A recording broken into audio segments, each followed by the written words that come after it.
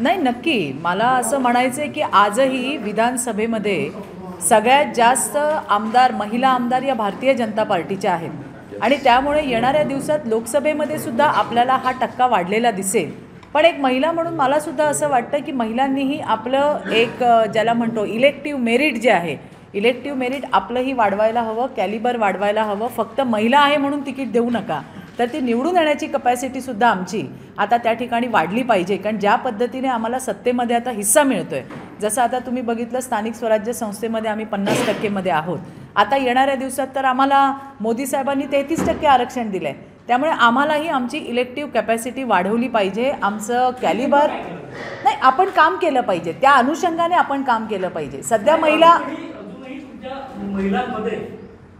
बसा ना पंकजी, नाही असं नाही आहे. काही ठिकाणी असेल, नाही काही ठिकाणी नाही, मान्य तुमचं मला, काही ठिकाणी असेल. कारण कसं ही पुरुष सत्ताकच पद्धतीनं आपल्याकडे अजून आपल्याकडे सांगते तुम्हाला सगळ्या ठिकाणी.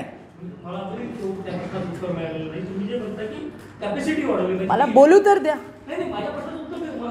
तेच मी सांगते की आपल्याकडे पुरुष सत्ताक पद्धत सगळ्याच क्षेत्रांमध्ये आहे. महिला आता हळूहळू पुढे येताना आपल्याला दिसत आहेत. ज्या कधीही ज्यांना वाटलं नव्हतं अशा महिला आज जिल्हा परिषदेत दिसत आहेत, पंचायत समितीमध्ये दिसत आहेत. हा बदल हळूहळू होताना दिसतोय. आणि काही तुम्ही म्हणालात काहींचे पती काम करतात, पण याचा टक्का आता बऱ्यापैकी कमी झाला आहे. हे सुद्धा आम्ही पाहत असतो की ज्या वेळेला एखादी महिला, आम्ही तिला विचारत असतो बजेट किती आहे इथे. नाही, याला मी अग्री नाही आहे. मी संपूर्ण महाराष्ट्रामध्ये फिरत असते आणि महाराष्ट्रामध्ये फिरत असताना ज्या निवडून आलेल्या महिला आहेत त्या नक्की काय काम करतायत हे आम्ही त्या ठिकाणी पाहत असतो. आणि त्यामुळे माझ्या माहितीप्रमाणे आता बऱ्यापैकी हा टक्का कमी झाला आहे. महिलांना स्वतःचे हक्क आणि अधिकार समजायला लागलेत. आणि म्हणून मला असं वाटतं की राजकारणाकडे आपण एक सिरियस प्रोफेशन म्हणून पाहणं फार गरजेचं आहे. सिरियसली काम करणं गरजेचं आहे. विषय मांडणं, विषयाची मांडणी करणं, ती सरकार दरबारी जाऊन सोडवून घेणं, याच्यामध्ये आपल्या महिलांनी आता पुढाकार घेतला पाहिजे. मी आमच्या जिल्हाध्यक्षांनाही सांगत असते की तुम्ही तुमचे स्थानिक प्रश्न बघितले पाहिजे. ते प्रश्न आपल्या लोकप्रतिनिधींच्या माध्यमातून सोडवता आले पाहिजे. त्या प्रश्नांना वाचा फोडली पाहिजे. आता याच्यामध्ये महिलांनी पुढाकार घ्यायला हवा. माझं काम आहे की हे सगळं सांगणं, यांचं काम आहे पुढे करून घेणं. आणि ज्या महिला अशा पद्धतीने पुढे येतात त्यांना निश्चितपणे पक्ष संधी देतो. मी तुम्हाला भारतीय जनता पार्टीचा विशेष सांगेन, मी दुसऱ्या पक्षातून आलेली महिला, तुम्हाला माहिती आहे माझं हे 5 वर्ष झाली आहेत मला भारतीय जनता पार्टीत येऊन. परंतु ज्या ठिकाणी जी महिला किंवा जो पुरुषसुद्धा, महिलाच असं आपण का म्हणावं, पुरुषसुद्धा जे काम करतात त्यांना संधी देण्याचं काम पक्ष कायम करत असतं.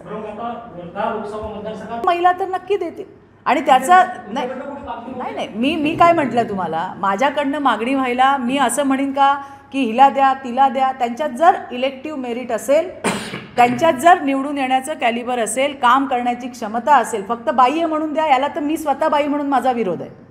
मलाही जर काही करायचं असेल तर मला माझं कॅलिबर वाढवायला पाहिजे. मला त्या ठिकाणी अभ्यास करायला पाहिजे. हा काय म्हणजे आपण म्हणतो पार्ट टाईमचा खेळ नाही आहे, या सिरियसली होऊन खेळ आहे. कारण हा लोकांशी निगडीत प्रश्न आहेत हे सगळे.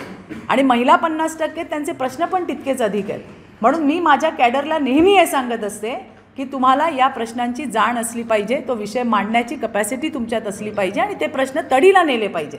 आणि त्यामुळे ज्या ज्या महिलांमध्ये असेल, सुनीलजी आहे जिल्ह्याचे अध्यक्ष, शेवटी मालक चालक संचालक ते आहेत जिल्ह्याचे, ते निश्चितपणे ठरवतील. माझ्यापेक्षा जास्त त्यांना माहिती आहे की कोण काय काम करते कोण नाही करत आहे.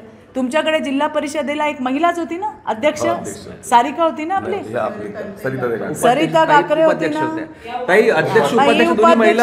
सरिता गाखरे अध्यक्ष होती. त्याच्यामुळे महिलांना संधी दिली जाते, त्या काम करतात. प्रफुल्लजी, दुसरी एक विनंती अशी आहे, मला अशी अपेक्षा आहे की महिलांनी आपलं अजून कॅलिबर वाढवलं पाहिजे, आपलं इलेक्टिव्ह मेरिट वाढवलं पाहिजे. याच्यासाठी प्रत्येकीने प्रयत्न करायला पाहिजे. महाराष्ट्राच्या संदर्भात नाही आता साहेबांनी काल महिला मेळावा घेतला काटोलमध्ये. त्या ठिकाणी विधानसभा जिल्ह्यात 2019 100 महिलांना प्रतिनिधी देण्यात जाईल भाजप पक्षातून.